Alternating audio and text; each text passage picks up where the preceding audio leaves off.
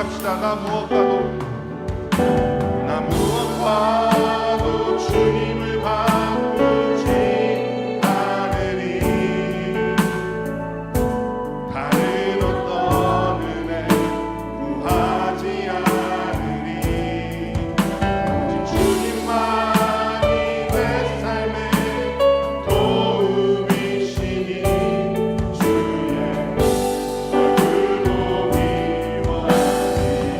주님 사랑해요. 주님 사랑해요.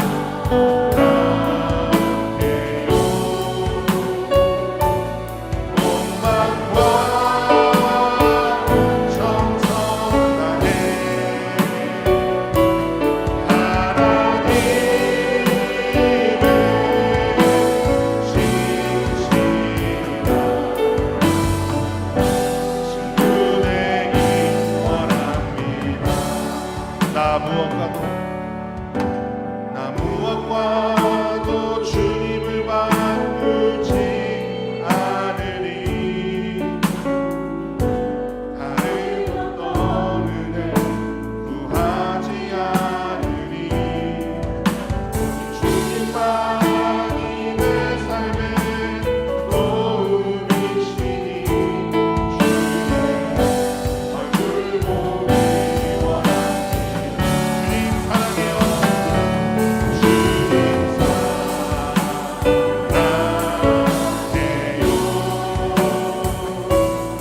온 마음과 정성 다해 하나님의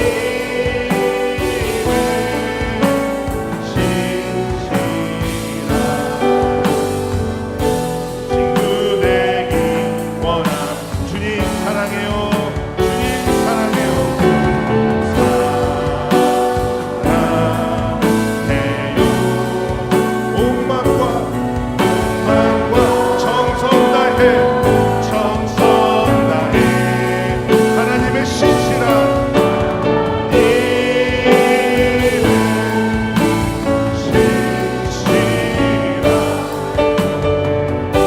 친구 되기 원합니다. 주님 사랑해요. 고백합시다. 주님 사랑해요.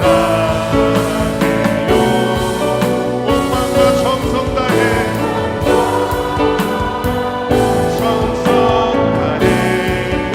하나님의 신실한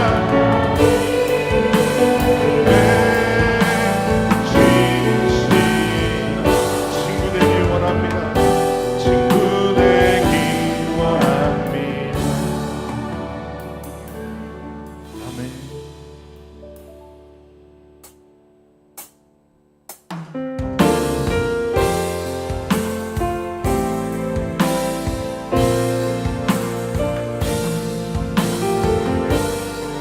마음이 상한 자를 고치실 줄 믿습니다. 할렐루야. 마음이 상한 자를 고치시는 주님, 하늘의 아버지 날 주관하소서. 주의 길로 인도하사 자유케 하소서.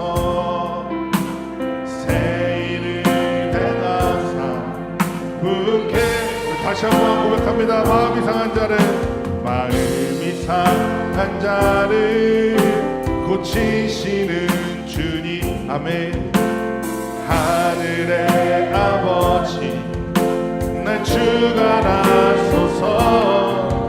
주의 길로 인도하사 자유케 하소서. 아멘.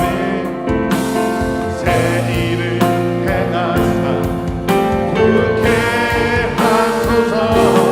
그의 줄이고 목이 마르니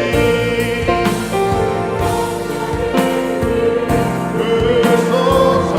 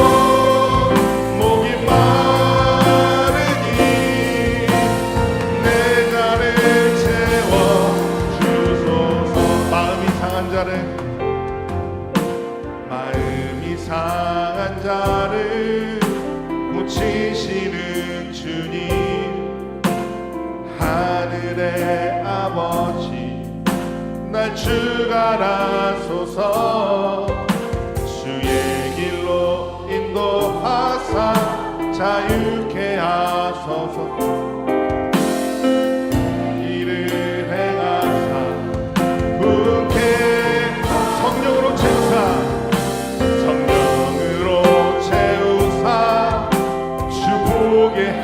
아멘. 주님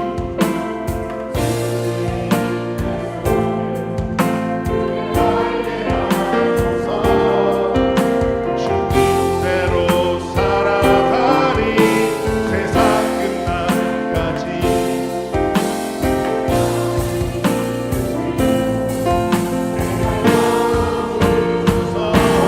그의 주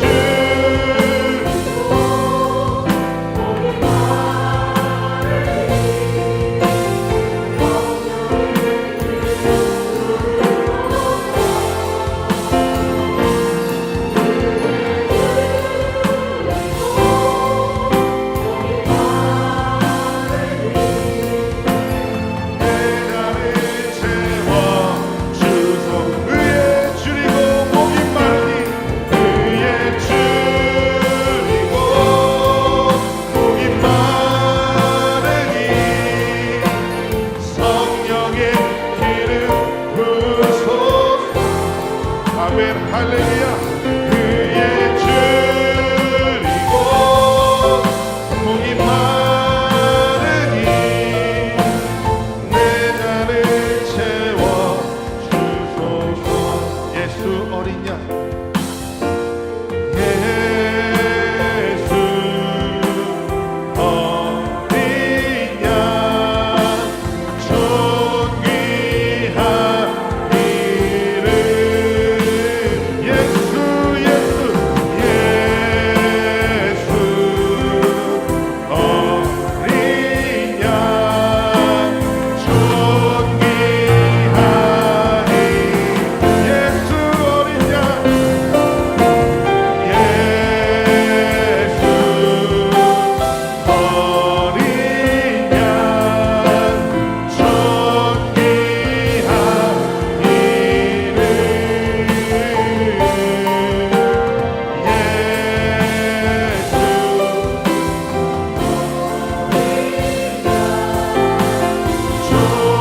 존귀한 이름 약할 때 강한 대신에 나의 보배가 되신 주 나의 모든 것 주 안에 있는 보물을 나는 포기할 수 없네 주 나의 모든 것 십자가 죄사하셨네 십자가 죄사하셨네 주님의 이름 찬양해 주 나의 모든 것 쓰러진 나를 세우고 나의 빈잔을 채우네 주 나의 모든 것 그분이 예수님이십니다 예수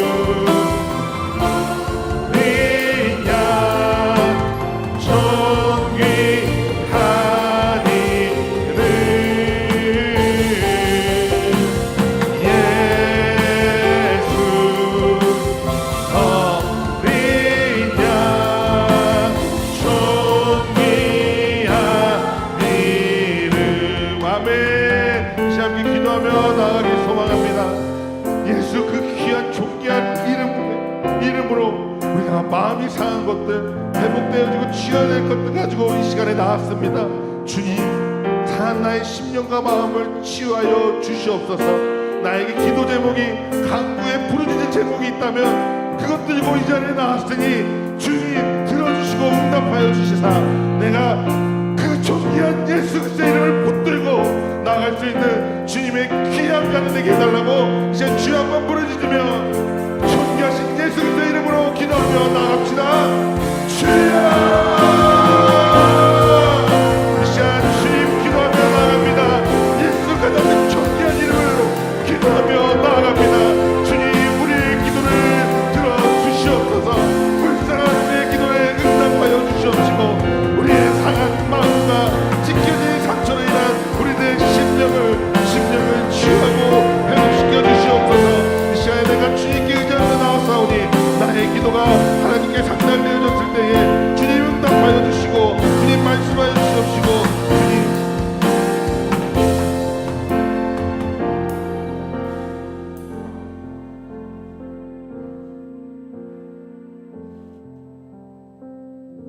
거룩하신 하나님 아버지, 지난 5일 동안도 지극하신 사랑과 은혜 가운데 저희들을 지켜주시고 오늘 주님의 몸된 교회로 다시 불러 모아주신 은혜에 감사드립니다. 이 시간 금요 철야 예배로 하나님께 찬양과 경배와 영광을 올려드리니 기뻐받아 주옵소서. 거룩하신 주님의 공로를 힘입어 하나님 전에 나왔지만 세상을 사는 동안 주님의 영광을 흐리게 하는 죄 많은 모습으로 살았음을 고백합니다.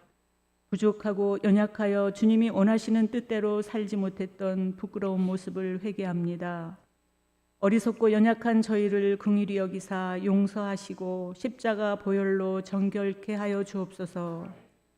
소돔과 고모라와 같은 이 시대에 믿음의 백성들이 더욱 엎드려 기도하기 원합니다. 주님이 허락하신 참된 평화가 이 땅 곳곳에 가득 차고 넘칠 때까지 무릎 꿇고 부르짖어 기도하게 하옵소서.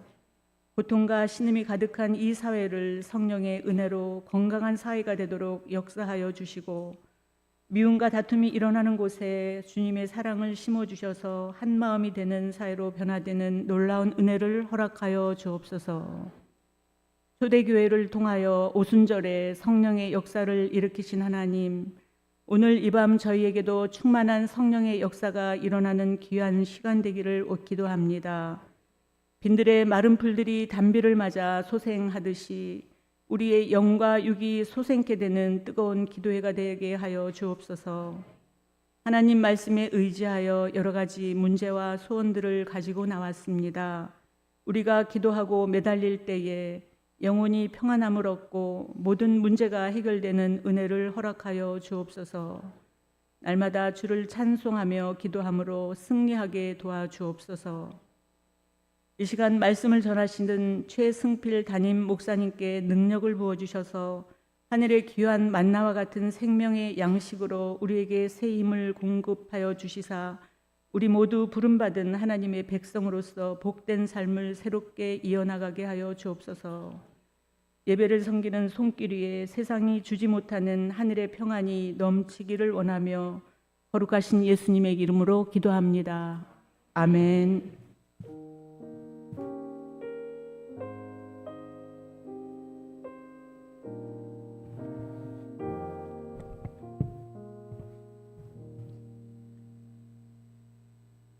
금요기도에 나오신 분들을 환영하고 축복합니다. 우리 오는 주일은 어떤 모임으로 모이시는지 다 아실 텐데 우리 체육대회로 모이게 됩니다. 지금 잘 준비가 되어 있고 또 과하지 않을 정도로 그렇지만 좀 운동한다라는 느낌 들 정도로 좋은 프로그램들이 잘 준비되어 있습니다. 또 식사도 따뜻한 밥을 먹을 수 있도록 밥차가 또 와서 우리들에게 식사를 뭐 그렇게 감동하고 그러네. 밥차도 와서 밥을 준다고 하고 오늘 제가 경품 이야기를 좀 들었는데 경품이 대단해요. 집에 혼자서 못 들고 갈 정도로 무거운 것도 있고 아주 작지만 아주 소중하게 여겨질 만한 것도 있습니다. 냉동고 제습기 별로 안 놀라시네, 그죠? 공기청정기, 선풍기 이런 것들이 있다고 합니다. 그런데 제가 생각해 보니까 이런 선물들이 우리 다음 세대가 받아서 뭐가 좋겠냐, 뭐 걔네들한테 공기청정기, 제습기가 무슨 소용이 있겠습니까? 그래서 특별히 아이들이 좋아할 만한 것, 부모가 사주기에는 사치스럽고, 그러나 애들은 꼭 필요한 선물들 조금 이게 세대별로 좀 준비를 해라라고 했습니다. 그래서 우리 청소년 청년들은 에어팟, 예, 되게 뭔지 모르시죠 어르신들? 예, 그냥 귀에 꽂고 다니는 허연색 뭐 그거 있습니다. 근데 사주기는 사치스러워요. 근데 또 우리 아동부는 자전거 한 대, 또 유치부는 장난감 좋은 거 이렇게 해서 이게 확률이 높지 않습니다. 우리 이제 어른들은 또 숫자가 많아서 하나 뽑아가기 힘들지만 다음 세대는 이제 또 애들이 그 경품으로 유혹하지 않으면 점심 먹고 도망갈 확률이 높거든요. 그래서 끝까지 이제 좀 같이 함께하기 위해서 이 좋은 상품들을 내어놓고 있습니다. 그래서 집에 자녀들 꼭 같이 오시고 또 손주들 꼭 데리고 오셔서 혹시 압니까? 또 나의 아들과 나의 손주들이 그렇게 될지. 저도 이렇게 내가 가장 많이 갖고 있는 게 뭔가 싶어서 내놓으려고 보니까 아들들이 제일 많아서 밥 많이 먹고 일 안 하는 아들 하나 내놓을까 지금 생각 중에도 있는데 경품이 조금 뭐 모자라는 것 같기도 하고 또 여러분들 십시일반 좀 도와주시면 더욱더 풍성한 행사가 될 수 있을 것 같습니다. 아무쪼록 우리 귀한 체육대 행사가 될 수 있도록 함께 우리 협조 또 와서 참여하는 것도 중요하지만 끝까지 남으셔서 또 기도로 동참해 주시기를 부탁드립니다. 1부 예배는 7시 30분에 이곳에서 있게 되고 그리고 2부 3부 예배는 그곳에서 10시에 드리게 된다는 거 기억해 주십시오. 오늘 우리에게 주시는 하나님의 말씀은 열왕기상 20장 35절에서 43절까지 말씀입니다. 열왕기상 20장 35절에서 43절까지 말씀을 교독하시겠습니다. 선지자의 무리 중 한 사람이 여호와의 말씀을 그의 친구에게 이르되 너는 나를 치라 하였더니 그 사람이 치기를 싫어하는지라.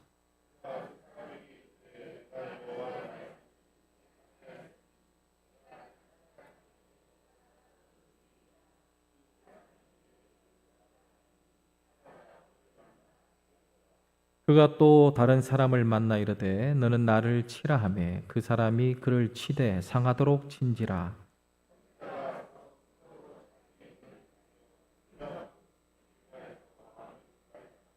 왕이 지나갈 때에 그가 소리질러 왕을 불러 이르되 종이 전장 가운데에 나갔더니 한 사람이 돌이켜 어떤 사람을 끌고 내게로 와서 말하기를 이 사람을 지키라. 만일 그를 잃어버리면 내 생명으로 그의 생명을 대신하거나 그렇지 아니하면 내가 은 1달란트를 내어야 하리라 하였거늘.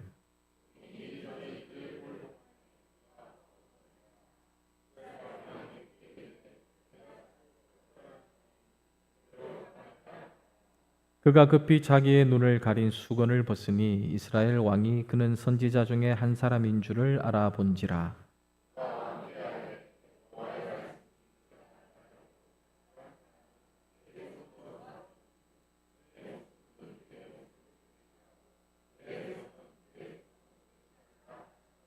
함께 읽습니다. 이스라엘 왕이 근심하고 답답하여 그의 왕궁으로 돌아가려고 사마리아에 이르니라.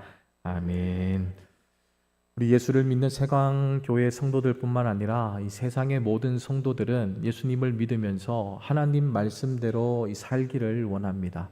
어떻게든 하나님 말씀대로 좀 살아보려고 노력을 하는 거죠. 하지만 알면서도 우리가 하나님 말씀대로 따른다라는 것은 쉽지 않습니다. 그것이 왜 쉽지 않으냐? 두 가지 정도의 이유가 있는데 첫 번째는 정확히 하나님의 뜻이 무엇인지를 모르기 때문에 하나님 말씀대로 산다라는 것이 쉽지 않습니다. 뭐 맞는 것 같기도 하고 아닌 것 같기도 한데 이게 하나님의 뜻이 아니면 내가 지켜봐야 소용이 있나 그런 생각이 들면서 하나님의 말씀에 대한 그 뜻에 대한 분명한 확신이 없으면 그대로 살기가 참 힘든 것이 사실입니다. 두 번째는 하나님의 뜻임을 내가 잘 알고 있지만 실천한다. 그 뜻에 맞게끔 그대로 실천한다라는 사실은 결코 쉽지 않습니다. 내가 머리로 이해하고 담고 있는 것은 분명하지만 그것을 내 손과 발로 전달해서 그대로 움직인다라는 것은 결코 쉽지 않기 때문에 우리가 하나님의 뜻을 아는 것도 힘이 들고 또 아는 것을 그대로 실천하는 것도 쉽지 않은 것이 사실입니다. 왜냐하면 하나님은 자신의 뜻을 우리 손바닥에 기록해 주지 않았기 때문이죠. 여러분, 아침마다 우리가 일어났을 때 우리가 해야 될 일들을 하나님이 손바닥에 이렇게 새겨주시면 얼마나 좋겠습니까? 그러면 아침에 일어나서 밥 먹을 때 한번 쭉 보고 오늘 내가 해야 할 일은 하나님께서 이러한 것들을 말씀하시는 거구나. 이 그대로 실천하면 참 좋을 것 같은데 하나님은 한 번도 우리 손에 그것을 기록해 주지 않으셨습니다. 더군다나 우리가 하나님의 뜻이라고 생각하고 그것을 지키지 않을 때에 어길 때도 가끔 있는데 그 어길 때도 즉시로 우리들을 징계하지 않더라라는 거죠. 우리가 잘못을 한다 하더라도 즉시로 징계해서 잘못됐다라는 것을 판단할 수 있도록 하는 것이 아니라 때로는 잘못을 했을 때에도 그냥 지나칠 때도 있어서 우리는 분명한 하나님의 뜻이 무엇인지를 모르고 그냥 지나칠 때가 참 많이 있습니다. 그래서 이 실천하기가 더욱 어렵습니다. 신학교에 입학을 해보면 두 부류의 사람들을 만나게 되는데 첫 번째는 하나님의 뜻임을 알고 온 사람들, 그리고 두 번째는 부모의 뜻으로 온 사람들을 만날 수 있습니다. 흔히 하나님의 뜻으로 온 사람들은 산전수전 다 겪은 사람들입니다. 일상의 삶에서 피하다가 하나님과 약속한 것들이 기억이 나서 그제서야 늦은 나이에 이 신학교를 입학하시는 분들 있습니다. 그뿐만 아니라 무엇을 해도 잘 되지 않는데 하나님이 나에게 이 길을 원하지 않는가 보다, 세상에서 많은 일들을 하다가 방황하다가 오시는 분들도 있습니다. 이러한 분들이 부모의 뜻으로 온 사람들과 아주 이 차이가 많이 나는 것들이 있는데 그것은 바로 이 순종이라는 겁니다.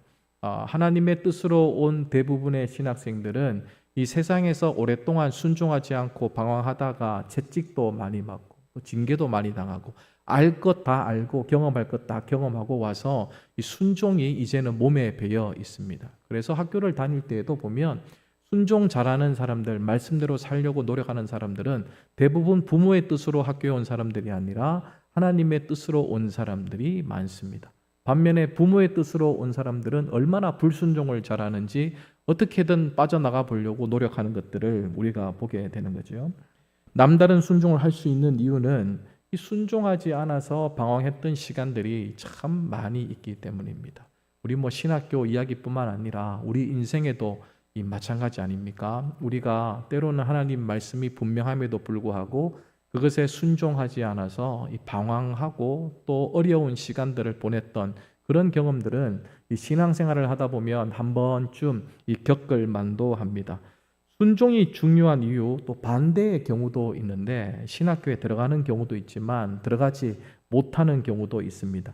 11세기 프러시아 황제였던 헨리 3세라는 사람이 강하고 가진 것도 많고 이 넉넉한 삶을 살고 있었음에도 불구하고 그 인생의 평생의 꿈이 있었다면 이 수도원으로 들어가서 이 수도사의 삶을 사는 것이 이 프러시아 헨리 3세의 꿈이었다고 합니다. 그래서 어느 날 마음의 결정을 하고 내가 이제는 수도사가 되어야 되겠다 그러면서 이 가깝고 유명한 수도원에 찾아가서 이 수도원 원장을 만나 자기의 고백을 하게 됩니다. 원장님, 내가 이 수도원에 수도사로 남고 싶은데, 그래서 이 수도사로서의 삶을 살면서 내 인생을 끝내고 싶은데 허락해 달라, 제발 허락해 달라 간청하게 되죠. 그러자 신부님은, 수도 원장은 황제를 쳐다보면서 이렇게 물었습니다. 아무리 황제 폐하라 하더라도 수도원에 들어오기만 하면 다른 수도사와 마찬가지로 이곳의 계율에 철저하게 순종하셔야 된다, 지켜야 된다라는 것을 알고 계십니까? 라고 질문을 한 겁니다. 그랬더니 이 황제가 잘은 모르지만 가르쳐 주시면 제가 순종하겠습니다 라고 이야기했답니다.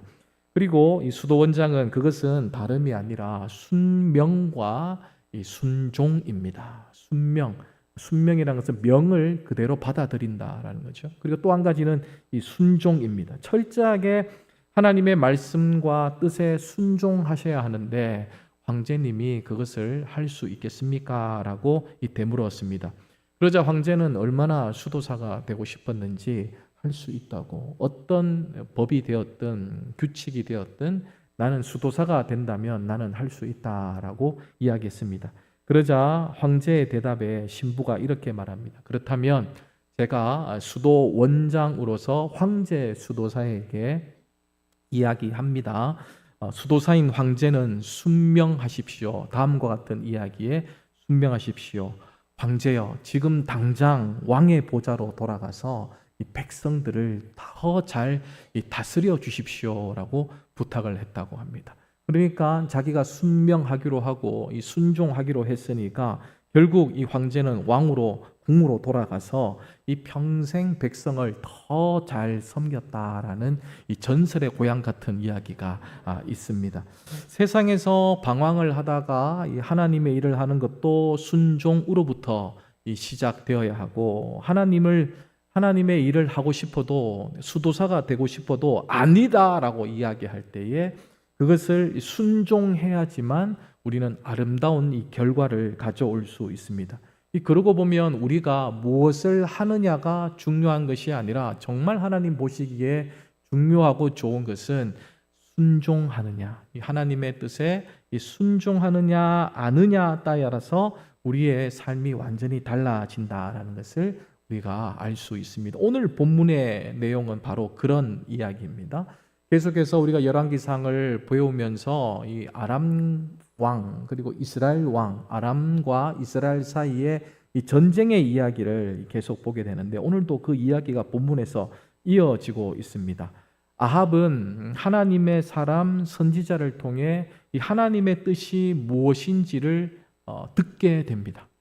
그 당시만 하더라도 하나님의 뜻을 그대로 전달해 주는 이 선지자가 있었기 때문에 손바닥에 아침마다 기록해 주지 않는다 하더라도 하나님의 뜻을 알 수 있는 방법이 있었습니다. 그러니까 아합은 하나님의 뜻이 분명히 무엇인지를 알게 된 겁니다. 그 이유는 아람 큰 군대가 쳐들어온다 하더라도 전쟁은 하나님께 속한 것이기 때문에 걱정할 필요 없다. 이 승리를 얻을 것이다라는 하나님의 말씀이었습니다. 그런데 이 말을 믿고 실천하는 것은 결코 쉽지 않습니다. 왜냐하면 당시 아람과 이스라엘은 속국 관계였기 때문입니다. 아람이 이스라엘을 지배하고 있었고 이스라엘은 아람에 비하면 너무나도 작은 이 나라였기 때문입니다. 숫자로 보나 힘으로 보나 이 전쟁을 할 처지가 되지 않았습니다. 예상하건대 10번을 싸우면 10번 다 패할 수밖에 없는 싸움이 될 겁니다. 그래서 이 아합의 입장에서는 이 섣부르게 전쟁을 실천으로 옮겨낼 수 없습니다. 그러니까 아람 왕은 이스라엘 왕에게 협박을 자주 합니다. 순순히 협박하는 대로 이스라엘 왕은 또 따를 수밖에 없었습니다. 우리 열왕기상 20장 3절과 4절 말씀을 함께 읽어보십시다. 내 은금은 내 것이요 내 아내들과 내 자녀들의 아름다운 자도 내 것이니라 하매, 이스라엘 왕이 대답하여 말하기를 내 주 왕이여 왕의 말씀같이 나와 내 것은 다 왕의 것이니이다 하였더니, 아람 왕이 지금 이스라엘 왕에게 뭐라고 이야기합니까? 너의 처가 되었던 자식이 되었던 그 백성의 처와 자식은 다 내 것이다 라고 이야기합니다. 그럴 때에 아합 왕이 얼마나 이 아람 왕이 두려웠으면 또 뭐라고 대답을 합니까? 맞습니다. 내가 다 줄 수 있습니다. 무슨 경품도 아닌데 아들을 내놓고 처를 내놓고 내어놓겠다라고 이야기합니다. 이처럼 모자라는 왕이 어디 있을까요? 정말 모자라도 한참을 모자라는 왕이지 않습니까? 처자식을 다 줄 정도로, 나라를 달라고 해도 줄 정도로 아주 어리석은 왕이 아합 왕이었습니다. 우리가 열왕기상을 통해 아합을 보면서 이 답답한 것은, 또 이스라엘 백성들을 보면서 답답한 것은, 아람 왕이 그렇게 협박하고 아람 왕이 그렇게 협박을 하고 그렇게 두려운 존재라면 당연히 하나님을 믿는 백성으로서 어떻게 나아가는 것이 맞겠습니까? 하나님, 이 처지를 보시고 우리를 구원해 주십시오. 우리를 도와주십시오. 이 기도하는 것이 당연한데 어디를 봐도 아합 왕은 하나님을 찾지 않습니다. 백성들은 기도하지 않습니다. 이상하지 않습니까? 우리가 열왕기상을 쭉 배워서 알지만 이미 갈멜산에서 하나님이 어떤 분이신지 아합 왕도 이스라엘 백성들도 그 모든 것들을 지켜보았습니다. 3년 6개월 동안 가뭄으로 비 한 방울 이슬 한 방울 내리지 않았지만 하나님이 한번 마음 먹자 감당할 수 없는 불이 내려오기도 하고 또 이 가뭄이 해소되기도 했습니다. 그럼에도 불구하고 그들은 여전히 어려운 처지에 이 하나님을 찾지 않습니다. 그런데 더 아이러니한 것은 하나님을 찾지 않았음에도 불구하고 하나님은 백성들을 찾아가서 아합 왕을 찾아가서 내가 승리하는 전쟁으로 이끌어 주겠다 약속해 주십니다. 기도하지 않는 아합 이스라엘 백성도 이해되지 않지만 기도하지 않았음에도 불구하고 하나님이 가셔서 이 전쟁의 승리를 이끌어 주시겠다 약속하는 하나님도 저는 이해가 되지 않습니다. 우리는 백날 기도해도 한번 올까 말까 하시는 그 은혜가 아니 찾지도 않았는데 뭐 가서 주시겠다고 약속을 하는지 이해가 되지 않습니다. 근데 또 한 가지 이상한 것은 그렇게 약속하시고 정말 이스라엘 군대가 아람 군대랑 싸웠는데 크게 승리했다라는 사실입니다. 누가 봐도 두 사람 사이에서 전쟁을 할 때에 이스라엘이 도저히 이길 수 없어. 이것이 일반적이고 객관적인 일이었는데 그럼에도 불구하고 이 전쟁을 했는데 정말 약속대로 그 싸움에서 이스라엘이 크게 이겼다라는 거예요. 그러니까 이 세 가지의 아이러니한 일이 벌어진 겁니다. 기도하지 않아. 또 한 가지는 기도하지 않았음에도 하나님이 약속을 해요. 그리고 그 약속이 그대로 성취되는 이 세 가지의 아이러니한 일이 그 당시 생기고 말았습니다. 그런데 하나님이 이 세 가지 이상한 일을 말씀하시면서 정말 알려주고 싶은 것이 무엇이었겠습니까? 아합에게 가르쳐주고 싶었던 것, 이스라엘 백성들에게 가르쳐주고 싶었던 것이 무엇이었을까요? 그 무엇이기에 이상한 일을 벌리면서까지 하나님은 알아듣기를 원하셨을까요? 우리 열왕기상 20장 13절 말씀을 함께 읽어보십시다. 한 선지자가 이스라엘의 아합 왕에게 나아가서 이르되 내가 이 큰 무리를 보느냐 내가 오늘 그들을 내 손에 넘기리니 너는 내가 여호와인 줄을 알리라 하셨나이다. 내가 여호와인 줄을 알게 하겠다. 이것이 하나님이 이상한 일을 세 가지 벌이신 목적입니다. 우리가 방금 읽은 본문은 전쟁의 목적이 분명히 드러나 있죠. 무엇 때문에 아람과 이스라엘 사이에 게임이 안 될 것 같은 무모한 전쟁을 하게 하십니까? 하나님이 누구인지를 알게 하는 전쟁입니다. 이 전쟁의 목적은 아합과 이스라엘 백성들이 하나님이 어떤 분인지를 알게 하는 것이 목적입니다. 다시 말해서 하나님은 전쟁에 이기느냐 지느냐 그닥 관심이 없으세요.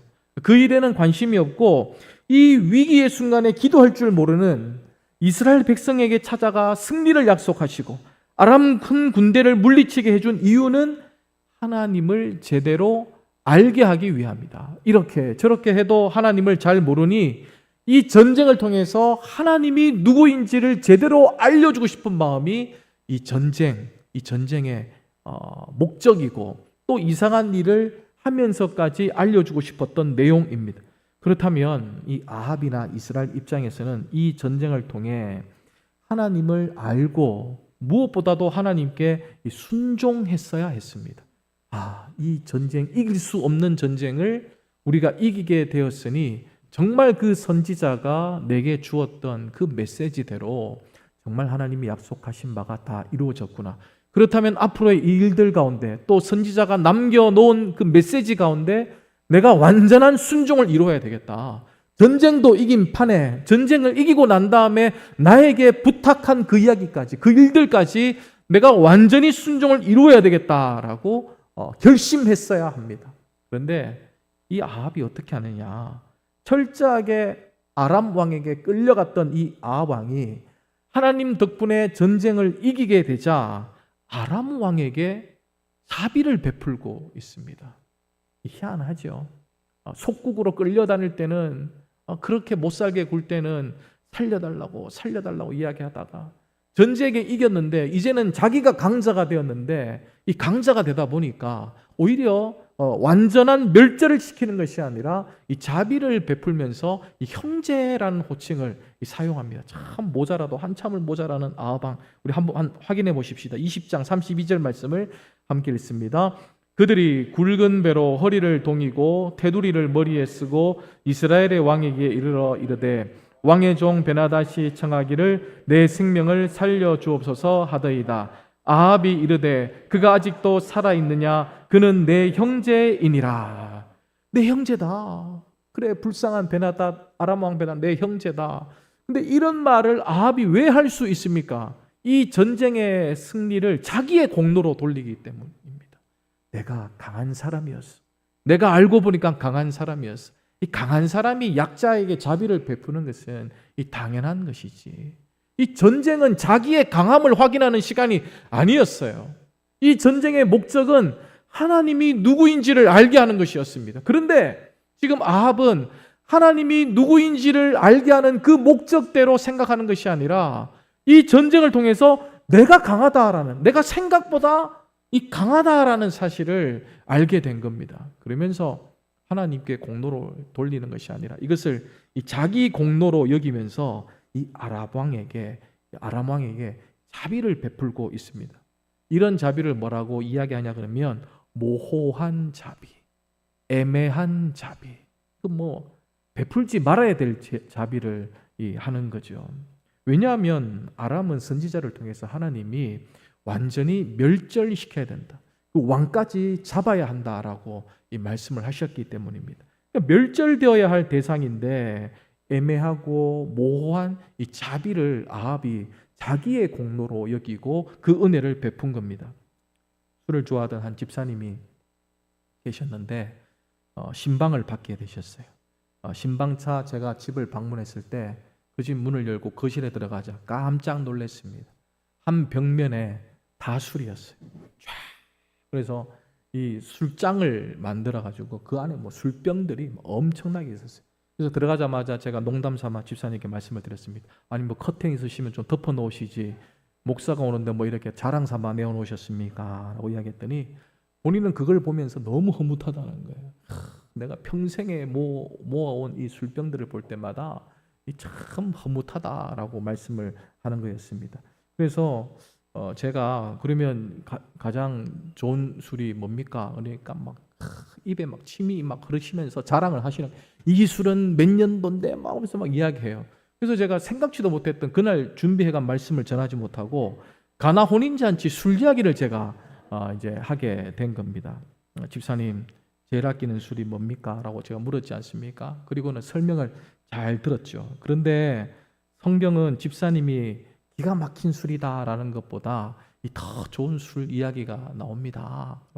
그 술이 뭐냐고 궁금하다고 그렇게 말씀하셔서 그 술은 물이 변하여 포도주가 된 술입니다. 라고 이야기했더니 이 세상에 그런 술이 있었냐. 그러면서 그 술 나도 한번 먹어보고 싶다. 이건 물이 포도주로 바뀌었으니까 하나님의 은혜로 빚어진 술이니까 얼마나 맛있겠습니까? 그래서 그 술을 자기도 한번 먹고 싶다라고 해서 제가 가능하다고 제가 말씀을 드렸죠. 어떻게 하면 되냐 하길래 물이 변하여 포도주가 되었듯이 집사님 변해서 이 한자 술주자를 주님 주자, 주인 주자로 바꾸시면 집사님 세상에 참 만나는 인생을 살 수 있을 겁니다라고 말씀을 드렸더니 이분이 은혜를 받았는지 그 술만 있으면 그러면 이 술 다 없어도 되냐고. 맞다. 그 주님이 있으면 이 주는 아무것도 필요 없고 아무 소용이 없습니다. 그렇게 하셔서 약속을 했습니다. 다 없애기로. 그런데 이제 약속을 하고 가려고 하는데 그런데 목사님 부탁이 하나 있다. 이게 뭐냐? 딱 한 병만 남기면 안 되냐고. 그래서 남기시라고. 딱 한 병. 제일 아끼는 술 한 병 남기십시오. 그게 별 문제가 되겠습니까? 기념삼아 하나 남겨두시면 좋지요. 그래서 남겨두었습니다. 그런데 다음 해에 그 집에 또 신방 갔는데 어떤 일이 벌어졌겠습니까? 그 자리가 또 원상복귀되어 가지고 그대로 술들이 가득 차 모아져 있더라는 거예요. 왜 그러냐 물어봤더니 한 병을 놓아놨더니 허전하더래. 그래서 한 병을 더 갖다 놨더니 옛날에 자꾸 채워놨던 그 일들이 생각나가지고 또 하나 둘씩 모으게 되면서 그 자리가 다시 있어야 되지 말아야 될 주님이 그게 이제 있게 된 거죠. 그때 제가 깨달은 바가 있습니다. 야, 이거 끊으려고 하면 완전히 끊어야 된다. 그 한 병조차도 남기지 말아야 된다. 그 한 병 멸절시키고 그 자리에 다른 것으로 채웠다면 다시는 술병으로 가득 차지 않았을 텐데 라는 생각을 제가 하게 되었죠. 우리가 순종한다라는 것은 이 모호한 자비, 애매한 자비를 절대 포함시키지 않습니다. 우리가 순종이라는 것은 완전한 순종으로 이어져야 되는 거죠. 술을 끊으려고 하면 술병은 쳐다보지도 말고 그렇게 살아야 되는 겁니다. 애매하게 한 병 정도 남겨놓으니까 다시 그것이 화가 되어서 두 병이 되고 또 여러 병이 되는 것 아니겠습니까? 이 아합도 마찬가지예요. 하나님이 멸절하라라고 했을 때에 당연히 그 백성들을 다 멸절시켜야 되는데 마치 자기의 공로로 여기고 베나닷 아람왕 하나 살려놓았더니 그 화가 이 자기에게 돌아오게 됩니다. 결국 이것을 문제 삼아서 전쟁의 목적대로 하나님이 어떤 분이신지를 알지 못한 채 그냥 자기 공로로 여기고 모호한 자비를 베풀자 하나님이 도대체 이 사람은 안 되겠다, 아합은 안 되겠다 싶었는지 다른 결단을 내리시는 거죠. 열왕기상 20장 35절 말씀을 함께 읽어보십시다. 선지자의 무리 중 한 사람이 여호와의 말씀을 그의 친구에게 이르되 너는 나를 치라 하였더니 그 사람이 치기를 싫어하는지라. 세상에 성경을 읽다 보니까 이상한 이야기도 막 나옵니다. 아합이 알아듣지 못하자 하나님은 비유를 들어서 이제 말씀하시는 거예요.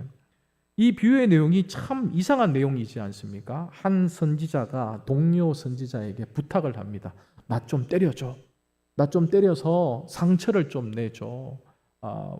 좀 부탁을 한다. 그런데 여러분 아무 이유 없이 상대를 때린다, 친다, 상처를 나게 한다. 이게 어떻게 가능한 일이겠습니까? 제가 최 목사님, 최두성 목사님이 저한테 목사님 저 한 대 쳐서 상처를 내주십시오 그러면 어떻게 제가 때릴 수 있겠어요? 때릴 수 있을 것 같기도 한데 이거 못한단 말이에요. 이유 없이 못한단 말이에요. 그러니까 이 동료 선지자가 저 못한다 그러니까 이 선지자 때려달라고 했던 선지자가 뭐라고 이야기하냐 그러면 하나님의 말씀을 당신이 어겼기 때문에 너는 얼마 가지 못한데 사자의 밥이 될 거다라고 이야기합니다. 그리고 얼마 가지 못해서 정말 이 사자에게 죽임을 당하게 됩니다.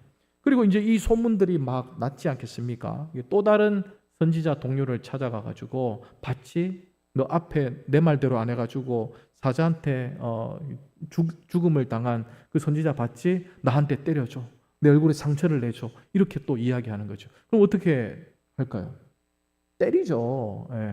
사자한테 나도 끌려가게 생겼는데 그래서 막 때려가지고 얼굴에 상처를 이제 낸 거죠. 얼굴에 상처가 난 선지자가 붕대를 둥둥 이제 감고 누구를 찾아가서 누구를 기다리고 있냐 그러면 아합 왕 지나가는 길에 서서 이 아합 왕을 기다리고 있습니다. 마침내 아합이 지나갈 때에 그가 깨우칠 수 있도록 이 다음과 같이 말을 합니다. 열왕기상 20장 39절 말씀을 읽어보십시다. 왕이 지나갈 때에 그가 소리질러 왕을 불러 이르되 종이 전장 가운데에 나갔더니 한 사람이 돌이켜 어떤 사람을 끌고 내게로 와서 말하기를 이 사람을 지키라. 만일 그러 잃어버리면 내 생명으로 그의 생명을 대신하거나 그렇지 아니하면 내가 은 한 달란트를 내어야 하리라 하였거늘. 제가 이 말씀을 읽으면서 참 아이러니하다라고 생각했는 게 상처를 당하고 난 다음에 붕대로 감았지 않습니까? 그리고 어차피 그 상처가 안 보일 텐데 뭐 괜히 맞았나? 그냥 붕대만 감고 가지 이런 생각이 이제 들기도 한 거죠. 그런데 이제 붕대를 감고 간 겁니다. 그리고 자신의 얼굴을 가린 사람에게 아합이 왔을 때 이 이야기를 들려주는 겁니다. 어떤 한 사람이 이 전쟁 포로로 데리고 와서 나보고 좀 붙잡고 있으라 갑디다. 그래서 어떤 사람이 데리고 왔길래 내가 이제 이 사람을 붙들고 있는데 붙드는 조건이 그거였다. 이 사람을 절대 놓치면 안 된다. 만약 이 포로를 놓치게 되면 네가 이 사람의 목숨을 대신해야 될 거다라는 이야기 하나. 만약 네 목숨을 내놓지 못한다면 은 한 달란트를 내놔야 될 것이다. 은 한 달란트 감이 없으시죠? 100명의 노예를 살 수 있는 돈입니다. 그러니까 엄청난 큰 돈. 한 생명, 내 생명도 소중하지만 은 한 달란트도 굉장히 큰 거잖아요. 왜 그렇게 비유를 들었나 생각해 보면 이 베나닷을 살려준 죄가 그만큼 이 크기 때문입니다. 한 생명과 같이, 은 한 달란트와 같이 이 크기 때문입니다. 그래서 아합 왕에게 붕대를 맨 채 찾아와서 이 이야기를 하면서 내가 지금 내 생명이 빼앗기든지 아니면 은 한 달란트 100명의 노예를 살 수 있는 이 엄청난 돈을 뺏기게 생겼는데 내가 그것을 감당할 수가 없으니 이 어떻게 하면 좋겠습니까? 라고 아합 왕에게 상의를 하고 있는 겁니다. 그런데 그 이야기를 들은 아합 왕이 뭐라고 이야기하냐 그러면 열왕기상 10장 40절 말씀을 읽어보십시다. 종이 이리저리 일을 볼 동안에 그가 없어졌나이다. 이스라엘 왕이 그에게 이르되 네가 스스로 결정하였으니 그대로 당하여야 하리라. 야, 기가 막히죠. 그러면서 이 선지자가 붕대를 풀면서 보여주는 거예요. 기억하냐고. 내가 얼마 전에 당신에게 아람 왕과 전쟁에서 하나님이 분명히 승리로 이끌어 주실 것이라고 내가 말한 이 선지자다. 그렇게 이야기를 해주는 거죠.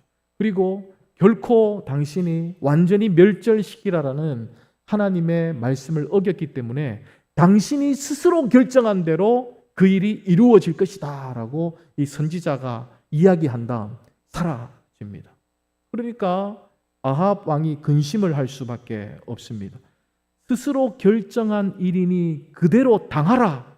이 이야기를 아합 왕이 그 선지자에게 말해주지 않았습니까? 그 답을 알려주지 않았습니까? 그러니까 스스로 아합 왕을 살려준 사람이 누구입니까? 아합 왕이지요. 그러니까 스스로 결정한 일에 대해서 너도 스스로 당해야 될 것이다. 이 말을 선지자를 통해 하나님이 알려주신 겁니다. 아합이 하나님께 묻지 않고 스스로 모호한 자비를 베풀어 결정한 일, 그리고 그 입으로 말한 대로 그대로 당할 것이다. 하나님이 다시 한번 이 선지자를 통해 비유로 말씀한 것이죠. 하나님께 완전한 순종을 드리지 못한 아합은 스스로 자기의 잘못과 더불어 자신이 받게 될 징계를 결정한 겁니다. 자기도 모르는 사이에 자기의 입으로 결정한 겁니다. 오늘 본문의 결론을 선지자가 어떻게 말하냐 그러면 열왕기상 20장 42절 말씀 읽어보십시다. 그가 왕께 아뢰되 여호와의 말씀이 내가 멸하기로 작정한 사람을 내 손으로 놓았은즉 내 목숨은 그의 목숨을 대신하고 내 백성은 그의 백성을 대신하리라 하셨나니라. 결국 불순종의 결과는 아람 왕 베나닷을 대신하여 아합이 당하게 될 것이다. 그리고 아람 백성을 대신하여 이스라엘 백성들이 당하게 될 것이다. 그렇게 결론을 맺고 있습니다. 오늘 이 말씀이 우리에게 주는 교훈이 무엇입니까?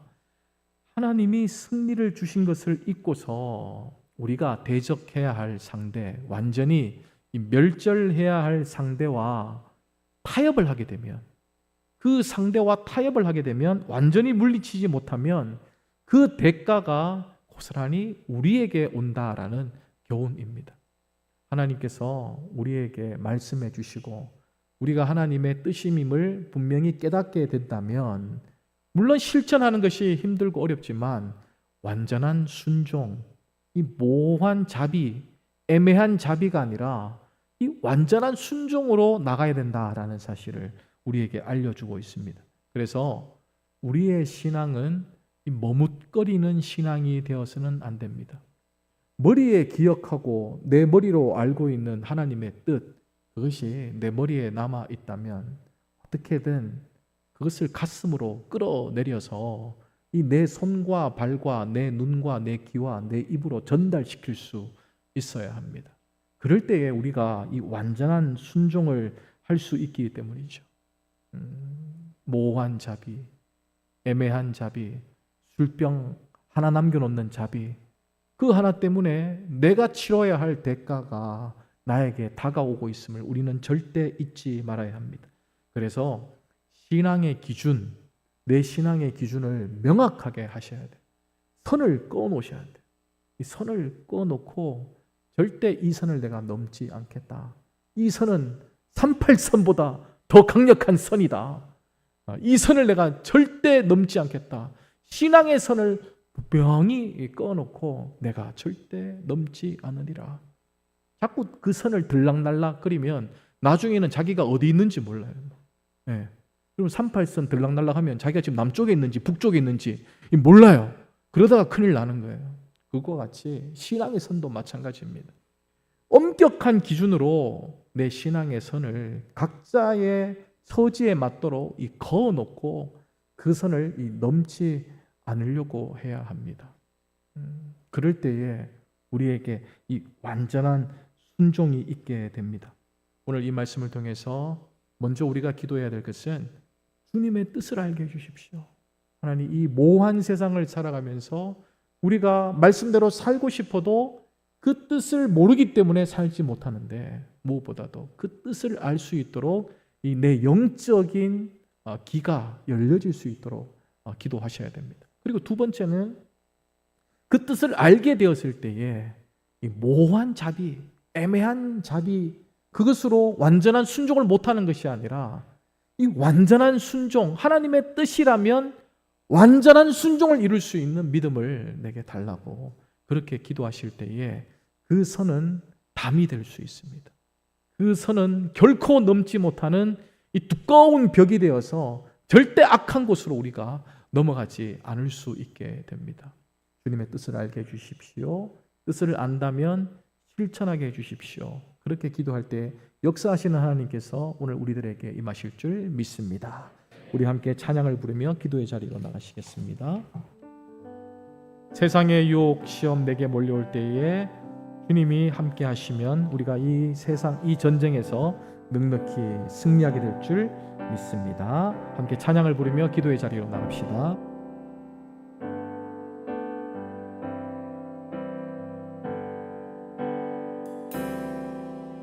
세상의 유혹 시험이 내게 몰려올 때에 나의 힘으론 그것들 모두 이길 수 없네. 거대한 폭풍 가운데 위축된 나의 영혼 어찌할 바를 몰라 헤매이고 있을 때 주를 찬양 손을 들고 찬양 전쟁은 나에게 속한 것 아니니 주를 찬양 손을 들고 찬양 전쟁은 하나님께 속한 것이니 거짓과 속임수로 가득 찬 세상에서 어디로 갈지 몰라 머뭇거리고 있네. 공중의 권세 잡은 자 지금도 우리들을 실패와 절망으로 넘어뜨리려 하네. 주를 찬양 손을 들고 찬양 전쟁은 나에게 속한 것 아니니 주를 찬양 손을 들고 찬양 전쟁은 하나님께 속한 것이니 주의를 불러보면 아무도 없는 믿음의 눈을 들면 보이는 분 계시네. 지금도 내 안에서 역사하고 계시니 어둠의 권세 물리치신 예수님 주를 찬양 손을 들고 찬양 전쟁은 나에게 속한